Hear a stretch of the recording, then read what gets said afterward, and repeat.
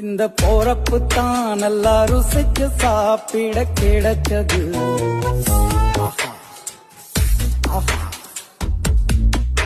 அத நினைச்சு தான் மனோபோலகம் முழுவதும் பருக்குது. அடச்சுட சுட அடச்சுட சுட அந்த மதுர மல்லிப்பூ இட்லியே மீன் குழம்புல கொஞ்சம் புரட்டி சாப்பிட எச்சிலு ஊறுது உள்ளுக்குள்ள. இந்த போறப்பு தான் நல்லா ருசிச்சு சாப்பிட கிடைச்சது. இந்த போறப்பு தான் நல்லா ருசிச்சு சாப்பிட கிடைச்சது.